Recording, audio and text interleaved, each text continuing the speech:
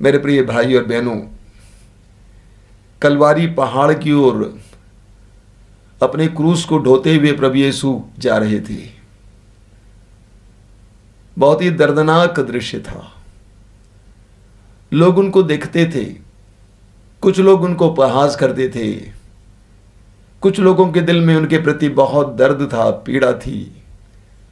वचन में हम पढ़ते हैं लूकास अध्याय 23 में कि कुछ नारियां यीशु को देखकर, यीशु के किए हुए उन सारे कार्यों को याद करते हुए, यीशु की उस दर्दनाक परिस्थिति को देखते हुए रो रही थी, बिलख रही थी।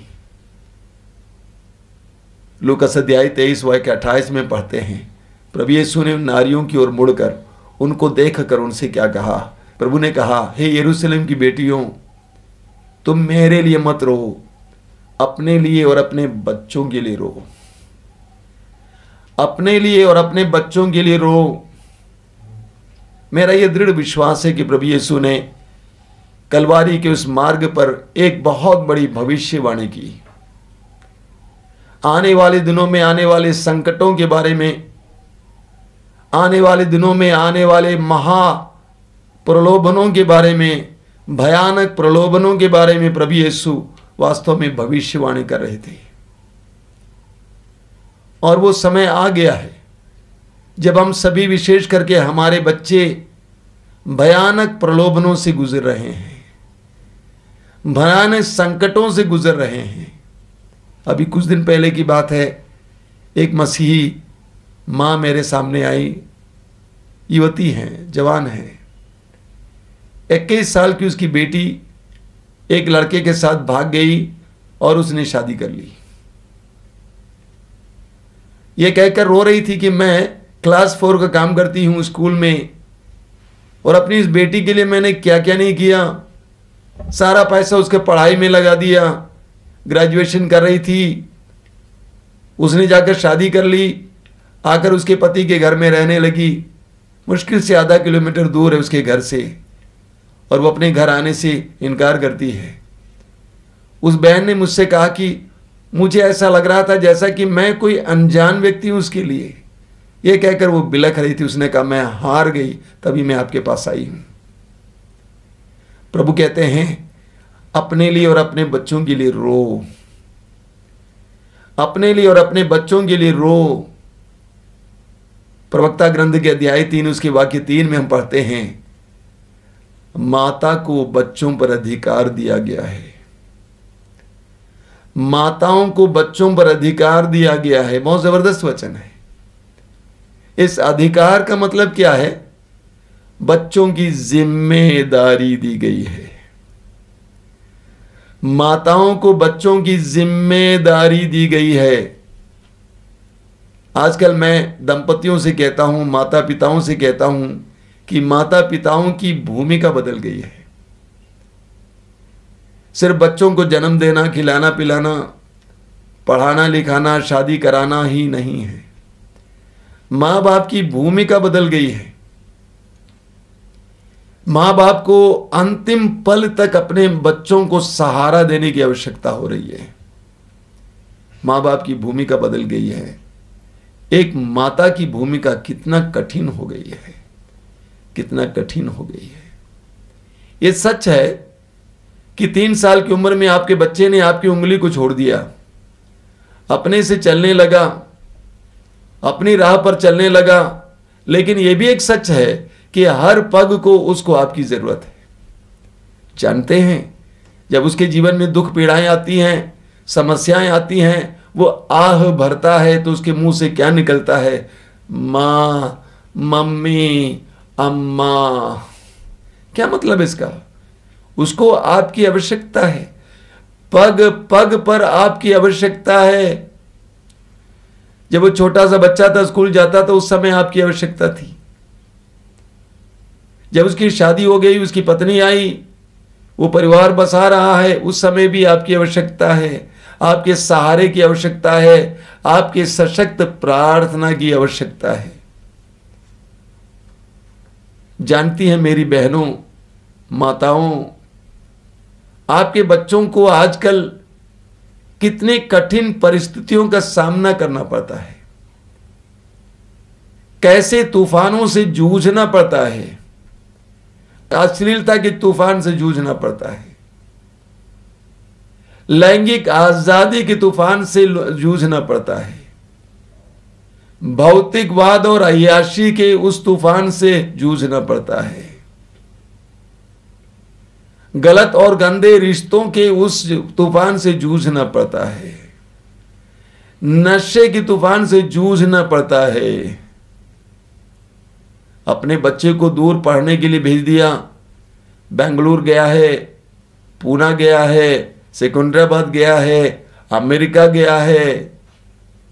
बड़ी खुशी से अपनी जिंदगी को नहीं गुजारना, आपको प्रार्थना करने की जरूरत है। उन सारी जगहों पर उनकी सुरक्षा के लिए प्रार्थना करने की जरूरत है। प्रभु के सामने रो रो कर प्रार्थना करने की जरूरत है कि ये प्रभु, मेरे बच्चे को नशे से छुड़ाना, बचाना, मेरे बच्चे को गलत रिश्तों से बचा के रखना, मेरी बेटी गलत रिश्तों में, गलत हाथों में न जाए, अकेली है, अनजान जगह पर है, निरंतर उसके लिए प्रार्थना करने की जरूरत है। मैं एक दंपति को जानता हूं, बहुत अच्छे लोग हैं। उसका एकमात्र बेटा पढ़ाई कर रहा था, बीएससी कर रहा था। पहला साल बीत गया, दूसरा साल बीत गया, तीसरा साल बीत गया, परीक्षा का समय भी बीत गया। अब रिजल्ट का समय आया, आगे की पढ़ाई के बारे में चर्चा करने का समय आया। माँ बाप ने पूछा कि तुम्हारा रिजल्ट तो दिखाओ। अंत में पोल खुल गया कि वो कभी कॉलेज गया ही नहीं। रोज जाता था पैसा लेकर, खाना लेकर, कॉलेज 20 किलोमीटर दूर था, लेकिन वो कॉलेज पढ़ने नहीं जाता था, अपने दोस्तों के साथ यहां वहां भटकता था। धोखा खा गए। मां बाप की भूमिका बदल गई है। प्रभु यीशु कहते हैं अपने बच्चों के लिए रो। कुछ दिन पहले एक भाई मेरे पास आए थे यहां पर आश्रम में। उसका एकमात्र बेटा इसी तरह धोखा दिया और आज वो इसके लिए खतरा बन गया है। इसीलिए क्यों धनी है, ब्लैकमेल करते रहता है, मुझे उस तरह की कार चाहिए, ये चाहिए, वो चाहिए, ब्लैकमेल पर ब्लैकमेल पर ब्लैकमेल। वो भाई मेरे सामने बैठकर बिलख रहे थे, फूट फूट कर रो रहे थे। परिस्थितियां बदल गई हैं। प्रभु कहते हैं अपने बच्चों के लिए रो। हमें मां मरियम से सीखने की जरूरत है। यूहन्ना के सुसमाचार के अध्याय 7 उसके वाक्य 15 में हम पढ़ते हैं, यहूदियों ने प्रभु यीशु के वचनों को सुना मंदिर में और वे आपस में कहते थे ये कभी पढ़ा नहीं, इसको ये सारा ज्ञान कहां से मिल गया। ये कभी पढ़ा नहीं, इसको ये सारा ज्ञान कहां से मिल गया। सबसे पहले प्रार्थना में प्रभु को ईश्वर से ज्ञान प्राप्त हुआ, लेकिन उसके साथ साथ एक और व्यक्ति है जिसने उसको ज्ञान दिया। वो और कोई नहीं है बल्कि उसकी मां है। एक अच्छी यहूदी मां की तरह उस मां ने उसको यहूदी परंपरा के बारे में सिखाया होगा, पवित्र ग्रंथ में लिखी हुई बातों के बारे में सिखाया होगा, मूसा के उन नियमों के बारे में सिखाया होगा, नबियों के बारे में सिखाया होगा। क्योंकि सुसमाचार में हम पढ़ते हैं कि प्रभु यीशु इन सारी बातों के बारे में बाद में चर्चा करते हैं, उसमें से उद्धृत करते हैं। तो प्रभु यीशु को मां ने बहुत कुछ सिखाया। एक मां वास्तव में हमारी पहली गुरु होती है। किसी भी मनुष्य के लिए मां सबसे पहली गुरु होती है। मां सिखाती है, मां विधियां सिखाती है, मां आध्यात्मिक ज्ञान देती है, मां भक्ति देती है। माता मरियम ने जरूर दिया होगा। इतना ही नहीं, जब उसका बेटा 30 साल की उम्र में समाज में उतरा, सुसमाचार की घोषणा करना शुरू किया, उसको कितने विरोध का सामना करना पड़ा। जरूर वो अपनी मां के पास आकर कहा होगा कि मां क्या क्या हो रहा है। वो मां उस बेटे के लिए निरंतर प्रार्थना कर रही थी, उसको प्रोत्साहित कर रही थी। गेत्सेमनी बाग में अकेले अपने शिष्यों के साथ बैठकर जब रो रो कर प्रार्थना कर रहा था, खून का पसीना बहा रहा था, उस समय मेरा पक्का विश्वास है वो मां अपने घर पर बैठकर अपने बेटे के लिए प्रार्थना कर रही थी। कलवारी पहाड़ी की ओर जब उस क्रूज की यात्रा में वो आगे बढ़ रहा था, मुझे पक्का विश्वास है कि वो माँ दूर से उसका अनुगमन कर रही थी और निरंतर उसके लिए प्रार्थना कर रही थी, हे ईश्वर, हे ईश्वर, हे ईश्वर, मेरे बेटे पर दया कर, ताकत दे, शक्ति दे। जब क्रूज पर लटके हुए थे यीशु, उसकी मां क्रूज के नीचे खड़ी थी, तमाशा देखने के लिए नहीं खड़ी थी। मेरा पक्का विश्वास है उस समय वो मां अपने बेटे के लिए प्रार्थना कर रही थी, उसको सहारा दे रही थी, कह रही थी कि मैं हूं तेरे साथ, घबराना नहीं, टूटना नहीं। वो मां निरंतर प्रार्थना कर रही थी कि ईश्वर मेरे बेटे को टूटने नहीं देना, निराश नहीं होने देना। वो प्रार्थना कर रही थी। मेरे प्रिय, विशेष करके बहनों, जीवन के अंतिम पल तक इसी तरह हमें अपने बच्चों को सहारा देना है। वास्तव में एक सच्ची मां बनकर अपने बच्चों के जीवन की यात्रा में पूरी तरह से सहयोग देना है, आगे बढ़ाना है, उनके लिए निरंतर प्रार्थना करने की जरूरत है।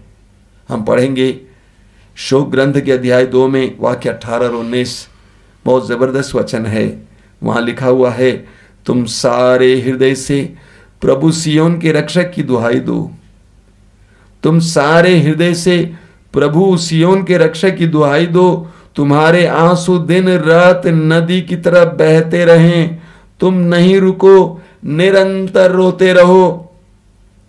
वाक्य 19, उठो, रात में चिल्लाओ, पहले पहर में अपना हृदय पानी की तरह बहा दो। अपने बच्चों के प्राण बचाने के लिए प्रभु के सामने हाथ उठाकर प्रार्थना करो। उठो, रात में चिल्लाओ, सोए मत रहो, पहले पहर में अपना हृदय पानी की तरह बहा दो। बड़े सवेरे पानी की तरह अपना हृदय बहा दो प्रार्थना में।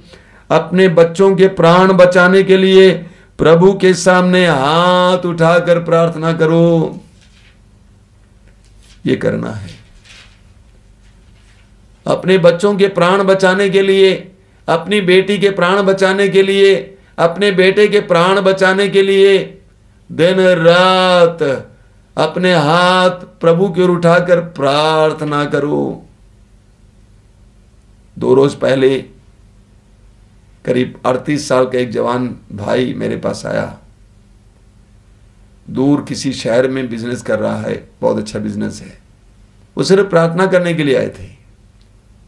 जब उसने कहा कि स्वामी जी मैं यहां पे प्रार्थना करने के लिए आया हूं, काम करते समय नहीं मिलता है, मेरा दिल गदगद हुआ। एक जवान आदमी प्रार्थना के लिए आश्रम आता है, कोई परेशानी लेकर नहीं आया था, प्रार्थना करने के लिए। उससे बातचीत के दौरान मुझे पता चला कि उसके अंदर कितनी खुशी है, कितनी उमंग है। मैं उसके माँ बाप को भी जानता हूं, वे दोनों कितने अच्छे मसीही हैं, अच्छे विश्वासी, प्रार्थनामय लोग, आनंद से परिपूर्ण लोग। प्रार्थना का फल देखिए। अकेले किसी शहर में रह रहा है, लेकिन हर तरह से मजबूत है, आर्थिक रूप से मजबूत है, आध्यात्मिक रूप से भी मजबूत है। हम पढ़ेंगे शोक ग्रंथ के अध्याय 3 में उसके वाक्य 29 और 40 आपने सुना है। वहाँ पे प्रभु क्या कहते हैं, मनुष्य की शिकायत करें, इससे कहीं अच्छा है कि वो अपने पापों पर नियंत्रण करे। आगे लिखा हुआ है, हम अपने आचरण की जांच और परीक्षा करें और प्रभु की ओर अभिमुख हो जाएं।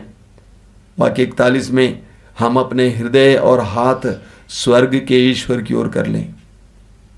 शिकायत ना करें, मेरा बेटा ऐसा है, मेरी बेटी ऐसी है, शिकायत नहीं करें, ये ना करें परिस्थिति बहुत खराब है, बल्कि हमें क्या करना है, विश्वासी होने के नाते हाथ प्रभु की ओर उठाकर प्रार्थना करना है, प्रभु की ओर अभिमुख हो जाना है। उसी अध्याय के शोक ग्रंथ अध्याय 3 वाक्य 49 और 50 में लिखा हुआ है, मेरी आंखें अविराम बहती है, मेरी आंखें अविराम बहती रहती हैं, वे तब तक नहीं रुकेंगी जब तक प्रभु स्वर्ग से अपनी दृष्टि नीचे की ओर नहीं फेरता। यह हमारा भी मनोभाव होना चाहिए। ये अय्याशी का समय नहीं है, ये आध्यात्मिक परिश्रम का समय है। इस जमाने में हम अय्याशी में नहीं जी सकते हैं, क्योंकि खतरा चारों ओर है। वचन में लिखा हुआ है, मेरी आंखें अविराम बहती रहती हैं, वे तब तक नहीं रुकेंगी जब तक प्रभु स्वर्ग से अपनी दृष्टि नीचे की ओर नहीं फेरता।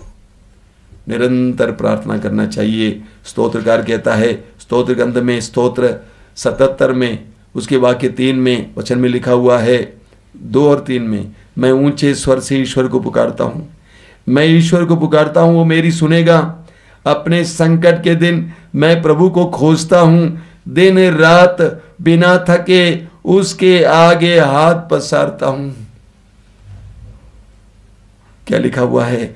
दिन रात बिना थके उसके आगे हाथ पसारता हूं। चाहिए मेरे भाई और बहनों, माता पिताओं, अपने बच्चों के लिए निरंतर प्रार्थना करने की जरूरत है, बिना थके। क्यों?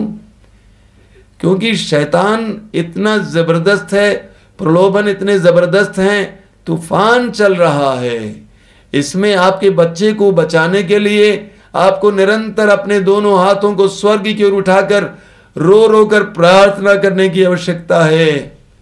कोई दूसरा उपाय नहीं है। आप विकास की बात सोचते हैं, आप सोचते हैं कि आपके बच्चे को अच्छी नौकरी मिले, ठीक है, लेकिन उससे पहले यह प्रार्थना करनी है कि मेरा बच्चा सुरक्षित रहे। आपने संत अगस्तीन के बारे में सुना है। संत अगस्तीन कलीसिया के एक महान खंबा है, एक महान चिंतक। संत अगस्तीन की जीवनी कैसी थी आप जानते हैं? पाप में थी। उसने अपनी युवावस्था को पाप में बिताया। इतिहास बताता है उनकी मां मोनिका निरंतर अपने बेटे के लिए प्रार्थना करती रही, आंसू बहा बहा कर अपने बेटे के लिए प्रार्थना करती रही। कई माताएं, कई पिता निराश हो जाते हैं, ऐसा नहीं होना चाहिए। निराश नहीं होना चाहिए। अविराम आंसू बहा वचन में लिखा हुआ है। बिना थके हारे अपने हाथ उठाकर प्रार्थना करना वचन में लिखा हुआ है। मोनिका थकी नहीं, हारी नहीं। अगर वो थकी होती तो आज संत अगस्तीन नहीं होते। निरंतर वो प्रार्थना करती रही अपने बेटे के लिए कि बेटा पाप में मार्ग को छोड़कर प्रभु के मार्ग पर चले आए। और उस मां के आंसुओं का विवरण प्रभु के पास था। हम स्तोत्र में पढ़ते हैं, स्तोत्र 56 में, कि मेरी विपत्तियों के विवरण और मेरे आंसुओं का लेखा तेरे पास है। वो मां निरंतर प्रार्थना करती रही अपने बेटे के लिए, और नतीजा उसका बेटा पाप का मार्ग छोड़ दिया। इतना ही नहीं, एक संत बन गया, और उसके कारण मोनिका भी संत बन गई।